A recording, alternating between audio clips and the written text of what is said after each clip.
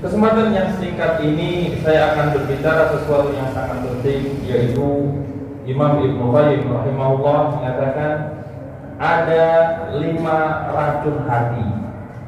Yang 5 racun hati ini bisa menghapuskan pahala puasa kita. Maka kita harus hati-hati. Apa itu? Yang pertama adalah banyak bicara. Yang kedua, banyak memandang. Yang ketiga, banyak bergaul. Yang keempat, banyak makan. Yang kelima, banyak tidur. Saya tidak akan membahas semuanya karena waktu yang sangat singkat. Saya akan membahas satu saja. Yang pertama yaitu banyak bicara. Ini adalah racun hati yang pertama. Apabila seseorang ingin melakukan tazkiyatun nafs, yaitu mensucikan jiwa, membersihkan hati, yang pertama kali dia lakukan adalah dia harus menjaga lisannya. Semua kata yang keluar dari mulut kita tidak ada yang luput daripada pengawasan malaikat, tidak ada yang luput daripada catatan malaikat. Allah Subhanahu wa taala berfirman, "Ma yalfidu min qaulin illa ladaihi raqibun atid." Tidak ada satu perkataan yang keluar, yang dilafazkan kecuali ada malaikat yang mengawasi dan mencatatnya. Kemudian Mu'adz bin Jabal pernah bertanya kepada Rasulullah, "Wahai Rasulullah, apakah kita akan dimintain pertanggungjawaban atas ucapan-ucapan kita?" Apa jawaban Rasulullah? "Wa hal yaqubbun nasu ala wujuhim aw ala manakhirihim illa asaibu alsinatihim." Wahai Mu'adz, bukankah banyak orang yang tertelungkup di atas wajahnya diseret ke neraka hanya karena akibat lisannya? Rasulullah SAW juga bersabda, "Al-muslimu man salima al-muslimuna min lisanihi wa yadihi." Orang yang disebut dengan muslim adalah apabila orang lain selamat dari gangguan tangannya dan lisannya. Ya, orang muslim adalah orang yang apabila orang lain selamat dari gangguan tangan dan lidahnya. Kemudian Rasulullah SAW juga bersabda, sebagai syarat dari keimanan adalah man kana yu'minu billahi wal yawmil akhir falyaqul khairan aw liyasmut. Barang siapa yang beriman kepada Allah dan hari akhir, hendaknya dia bicara yang baik atau diam saja. Tidak ada pilihan kecuali 2 saja. Bicara yang baik atau diam. Tidak bisa bicara yang baik, ya diam. Tidak bisa diam, bicara yang baik. Sebenarnya bicara atau diam lebih baik bicara apabila bicara itu adalah pembicaraan yang baik. Karena perintahnya adalah falyaqul khairan, maka hendaknya dia bicara yang baik, atau kalau tidak bisa maka diam saja.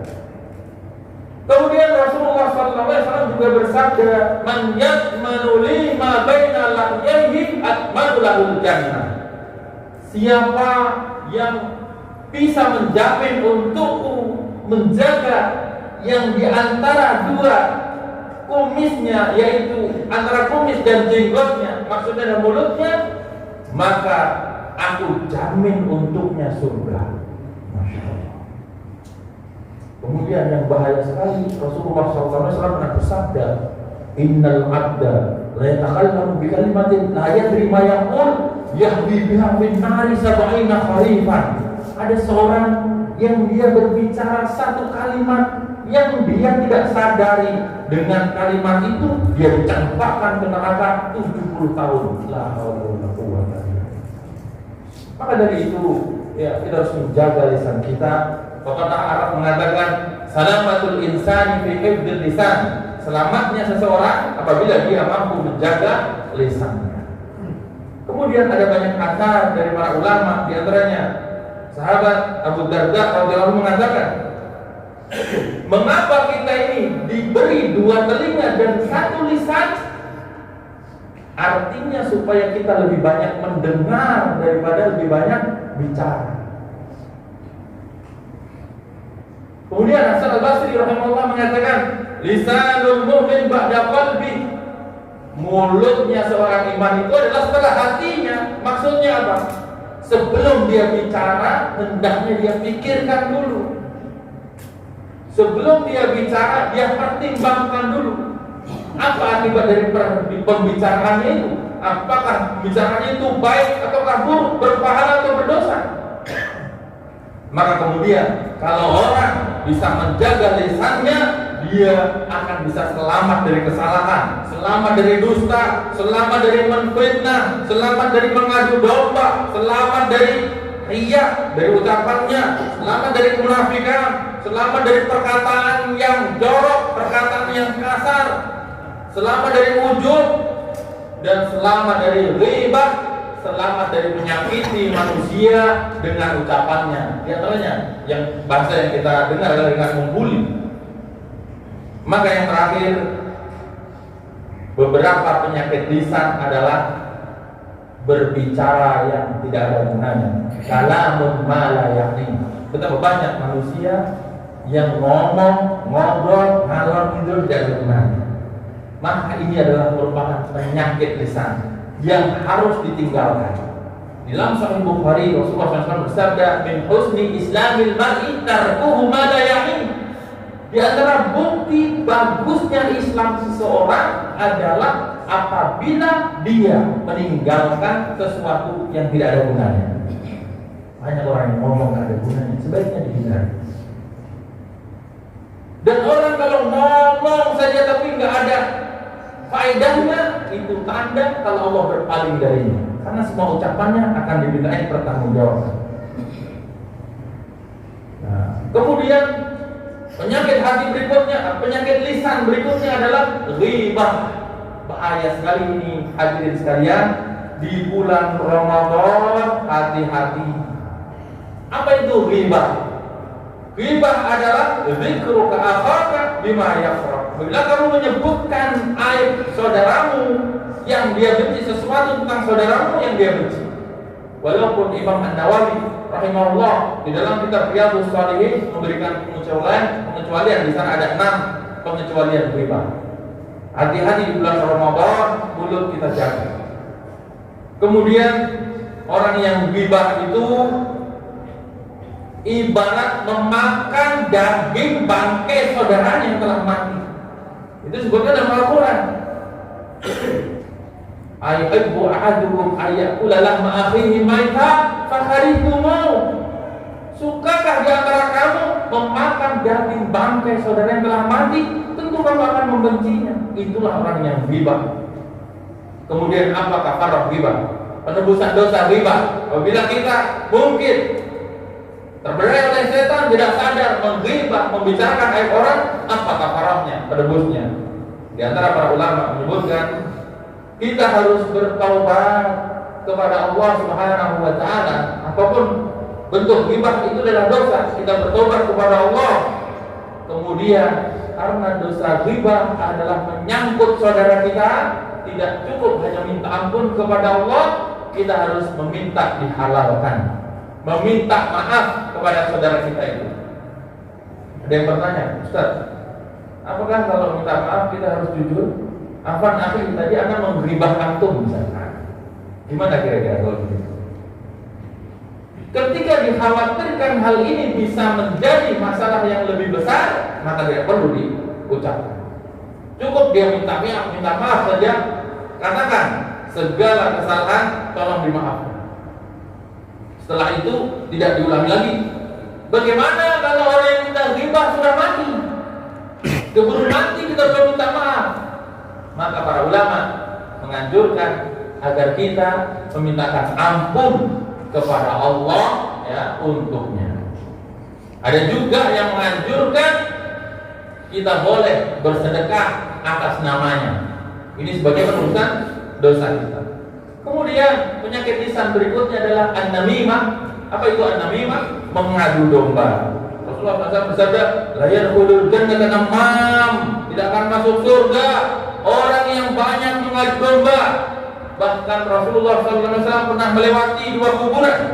Beliau bersabda, innahuma la yu'adzabani dua penghuni kubur ini sedang disiksa oleh Allah, padahal mereka adalah muslim, tapi sedang disiksa. Wa ma yu'adzabani fi kabir, mereka tidak disiksa atas dosa besar. Maksudnya dosanya tidak dianggap besar, padahal besar. Yang pertama adalah orang yang tidak memperhatikan masalah kencing. Yang kedua, orang yang suka mengadu domba. Naudzubillah min dzalik. Kemudian jangan sampai di bulan Ramadan ini mulut kita biarkan untuk mengucapkan kata-kata palsu, kata-kata dusta. Siapa yang berdusta? Apa kata Rasulullah SAW? Man lam yada' qawla zur wal 'amala bihi falaysa lillahi hajatun fi an yada'a ta'amahu wa syarabah. Karena siapa yang tidak meninggalkan perkataan dusta, perkataan palsu, melakukan sesuatu yang didasari dari kebohongan itu, maka Allah tidak butuh dia meninggalkan makan dan minum. Kemudian terkait ucapan ini, terkadang ada orang-orang yang memuji kita. Padahal kita tidak boleh banyak memuji, karena memuji itu bisa menjatuhkan orang. Umar bin Khattab radhiyallahu anhu apabila dipuji tidak suka, justru malah mengingatkannya. Karena pujian itu bisa menjatuhkan seseorang. Bagaimana sikap kita kalau dipuji oleh seseorang? Maka Rasulullah SAW dan para sahabat menganjurkan supaya kita kembalikan kepada Allah Subhanahu wa taala. Ada satu redaksi doa yang diajarkan oleh Abu Bakar As-Siddiq radhiyallahu anhu ketika ada orang yang memujinya. Doanya adalah Allahumma anta a'lamu minni bi nafsi wa ana a'lamu bi nafsi minhum. Allahumma ij'alni khairan mimma yadhunnun waghfir li ma la ya'lamun wa la tu'akhidni bima yaqulun. Hadis riwayat Al-Baihaqi. Allahumma anta a'lamu minni bi nafsi. Ya Allah, Engkau lebih tahu terhadap diriku daripada diriku sendiri. Wa ana a'lamu bi nafsi minhum, dan aku lebih tahu terhadap diriku daripada mereka. Maksudnya orang-orang yang memujinya.